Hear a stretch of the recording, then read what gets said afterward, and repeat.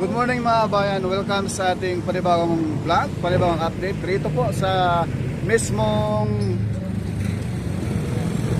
Malbar, Batangas. At nilayan natin dito yung mismong kanto. Ito yung mapuntang Tanawan, Batangas sa ating likuran. Ayan. At ito naman sa bandang likuran natin, mapuntang Batangas. Itong highway na to, ito yung Calabarzon. So ang kanto nito mga bayan, ito yung BSU, no? Malbar, Batangas. So ito yung kanto. Ito yung kanto ng Malbar, Santo Tomas Bypass Road, na kung saan medyo malapit na rin matapos mga bayan. So ngayon, makikita tayo dito sa ating mga bayan dito sa mismong tuda rito. Ayan, si Kuya ating tanongin. Kuya, ano pong barangay ito rito, Kuya? Yung kanto ng mismong bypass road na ito ng Malbar at Santo Tomas? Anong mismong Daan papunta sa Luhay, may papunta sa Santo Tomas. Ari poblasyon, barangay poblasyon dito? Poblasyon Malbar. Barangay poblasyon. Ito yung pinaka-entrada ng bypass road papuntang mismong Santo Tomas, Batangas. Salamat, Kuya. Ano po masasabi niyo, Kuya, sa bypass road na ito? Malaking tulong dahil lumuwang ang kalsada dito. Pag nawala na yung mga bahay, doon madali ng mga kadaan yung Padre Pio. Opo. Pakaliwa. So mayroong pagdating doon sa pinaka-Iwatsan Wakin, mayroong daan papuntang Punta sa Padre Pio. Padre Pio. Ayan. Pero pasabol naman po ito kayo, no? Kasi mga private vehicles, no? Pagdating mo sa crossing, kakaliwa ka, Padre Pio. Pag gusto mo dumiretso, papuntang Aluminis naman yun. Opo.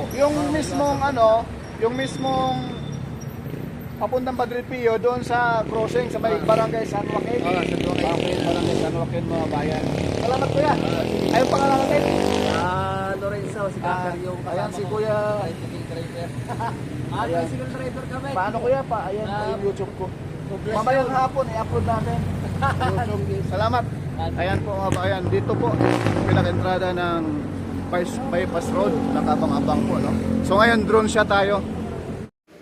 Ayan po mga kabayan. Masisilayan natin sa ating drone shot.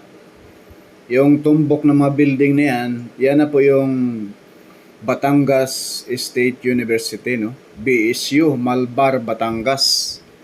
So ngayon mga kabayan, pakita ko lang po sa inyo yung kaharap sa ating kamera ay papunta po yan ng Tanawan, Batangas, yung area na yan mga kabayan.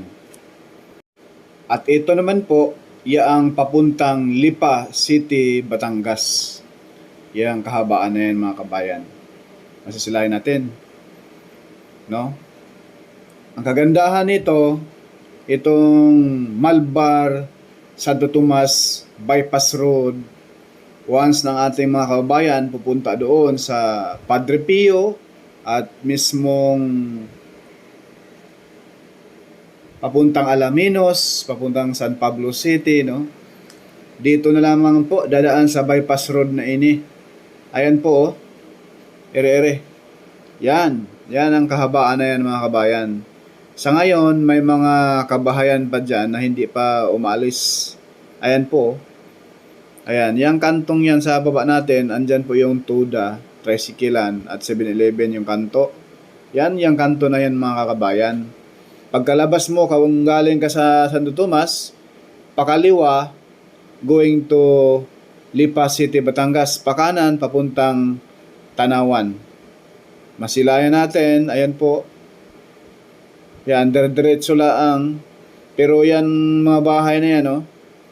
Yung gawing kanan, giba na po yan, pero hindi pa na usod pa. Hindi pa natanggal yung mga bubong dyan, oh.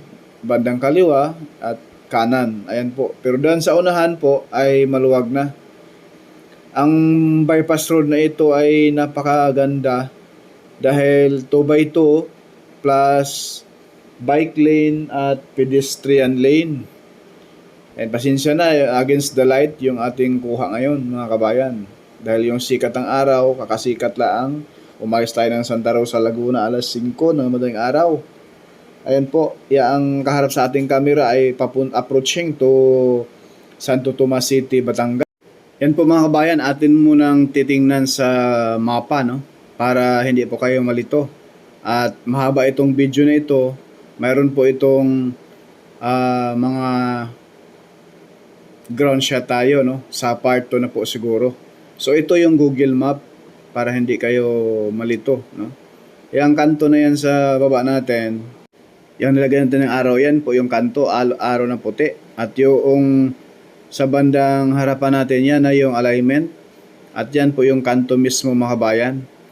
Para hindi kayo malito. Sa tapat ng Batangas State University, no? University, BSU, yan po yung tapat. Yan po yung entrada. Ayan po, i-zoom natin. Yan po yung entrada papasok sa Malbar, Santo Tomas, Bypass Road. Ayan. Gawing kaliwa. Kasi yung kalye na pakanan, yan po yung papasok sa Batangas State University. Ayan, yung kaliwa po, ito po. Ayan, oh. Yung kasada na yan, mga kabayan. Yan. May mga bahay pa po yan na yung iba, nag-self-demolish na po yung iba, mga kabayan. So, ayan, masisilayan po natin.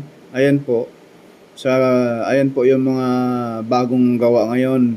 Bagong latag na concrete cement. Pero may mga kabahayan pa rin na hindi umalis yung iba, no? Ayan. Siguro, pero marami pong nagtatrabaho yan mga kabayan. Sa sunod natin mga upload, sa part 2 nito, ipakita po natin yung ground shot natin talaga dyan. Ipakita ko lang po dito sa ngayon, sa unang upload natin, itong Google Map para makita ninyo talaga yung mismong alignment sa pinakataas. At may drone shot na rin po tayo sa next dito sa areang ito, no? Ayan. Yan sa mga kabayan. Ito. Ito yung pinakakanto, no? Ito yung pinakakanto. Ayan.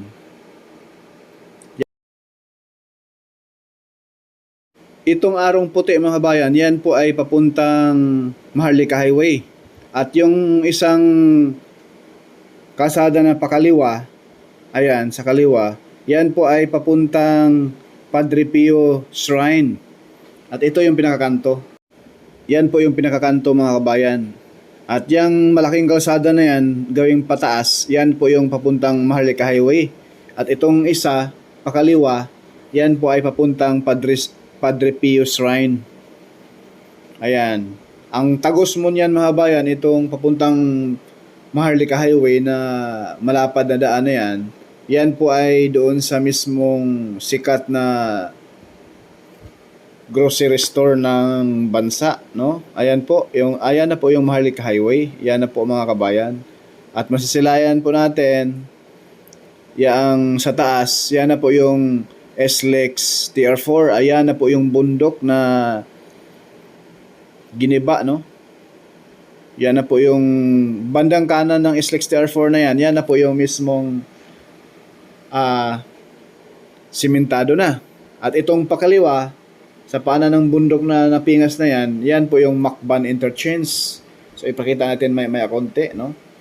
Ayan, pagkalabas mo mga kabayan, kung galing ka ng Malbar dito sa Maharlika Highway, ang pakanan going to Alaminos, San Pablo, Bayan. At itong pakaliwa papuntang Santo Tomas, papuntang SLEX TR3, papuntang Maynila. At ito naman yung kanto rito. Ayan po mga bayan, oh. Lagyan natin ng circle. Ayan po mga bayan. Ayan po yung sa bandang taas. Yan na po yung circle na yan. Yan na po yung Macban Interchange.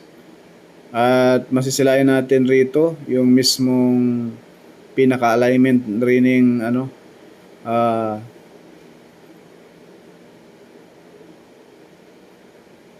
Malbar, Batangas, Malbar, Santo Tomas, Bypass Road. Ayan po yung mismong San Felix, so, sa unahan mga kabayan, may footbridge. At yan po yung kanto na papasok sa Macban Interchange. Hindi pa nagbigay ng right of way itong bahay na ito, pati ito sa kabilang side. Gigibain pa yan mga kabayan. Masisilayan natin rito mga bayan. Ayan po yung Kaharap sa ating camera, approaching po ito doon sa mismong San Joaquin, Barangay San Joaquin, na kung saan doon po yung kanto. Pinakakanto na kung saan nagtatapos itong bypass road, Malbar Santo Tomas bypass road. At yang sa baba natin, may mga right of way pa rin, may mga bahay pa rin dyan, gigibain pa yan mga kabayan. Pero dyan sa unahan, ayan po, napakalapad na. Sobrang lapad at talaga namang parang expressway itong Malbar Santo Tomas Batangas bypass road. Ito is napakalaking tulong rin ini once na ito ay matapos na. Pero pasabol naman po mga bayan, no? Kahit mga sasakyan na mga van or pwede na siyang dumaan. Pero wag lang yung mga 10-wheelers, mga sobrang habang sasakyan, mga bus. Wag lang yun, hindi pa kasya doon sa dulo ng mismong kanto ng San Joaquin. Kanto ng San Joaquin, pagkalabas mo galing ka ng Malbar, mga bayan, ang pakaliwa, diretso yan sa Padre Pio Shrine. At unang kanto pa kanan, kasi halos magkatapatan yan mga kabayan iya ang mismong kanto ng galing tayong Malbar. Pagka dating sa Barangay San Joaquin, andyan na rin po yung kanto papunta doon sa mismong Maharlika Highway. Pagkapasok mo sa Maharlika Highway, pagkapasok mo sa isang kanto na yan na po yung dulo, Maharlika Highway na po, at yung pakanan pa Alaminos and then San Pablo City. At yung pakaliwa papuntang Maynila.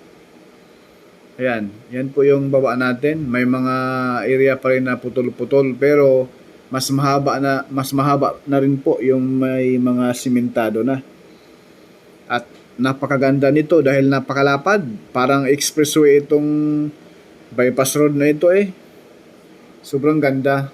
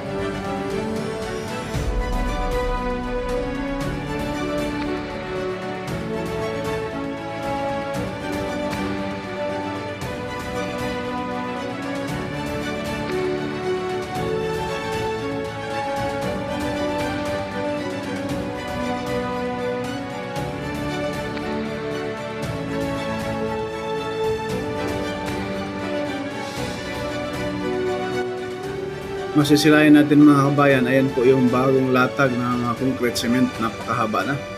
Yung kaharap sa ating kamera ay yan po ay papunta doon sa Malbar BSU, no?